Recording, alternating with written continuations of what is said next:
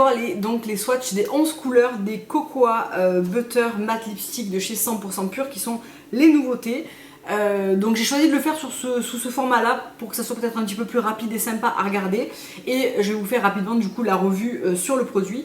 Donc ce sont des rouges à lèvres 100% naturels, 100% végétaliens, sans gluten et sans cruauté envers les animaux.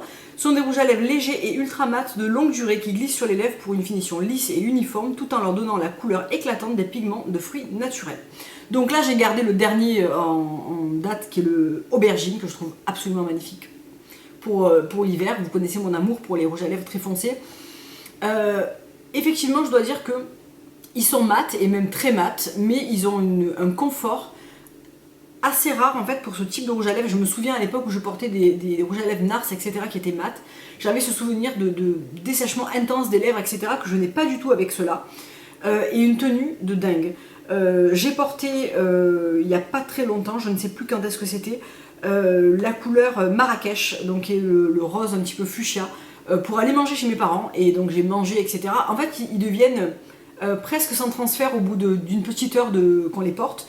Et du coup, j'ai mangé, etc. Et ils n'avaient pas bougé. Donc je me suis pas essuyé la bouche comme ça, hein. Évidemment j'ai tamponné juste pour voir un petit peu la durée de vie, etc. Je trouve qu'elle est excellente.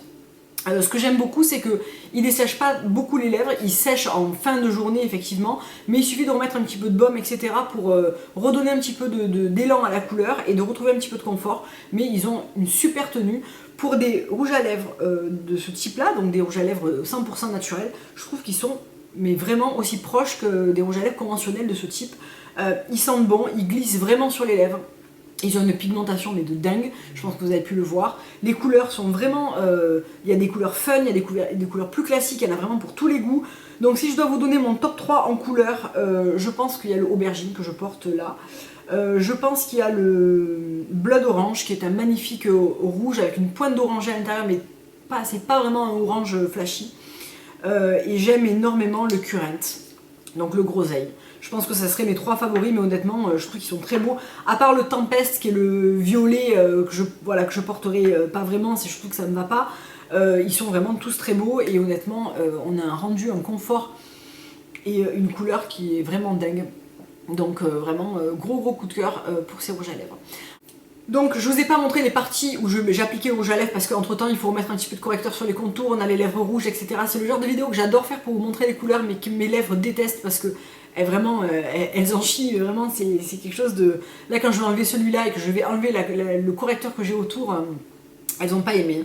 Je me suis servi pour faire les contours du rétractable lip, donc le L10 de chez 100% Pur, qui est leur nouveau, il fait partie de la nouvelle gamme de pinceaux. C'est le pinceau contour des lèvres qui est rétractable, donc on peut mettre facilement dans son sac puisqu'il y a un capuchon, et qui est très bien parce qu'en fait il est précis, c'est-à-dire que c'est un pinceau à lèvres qui est très fin et qui a une très bonne tension, c'est-à-dire qu'il est quand même relativement ferme et qu'on peut vraiment venir faire le contour en prélevant un petit peu de couleur. On peut vraiment faire le contour très précis de ses lèvres.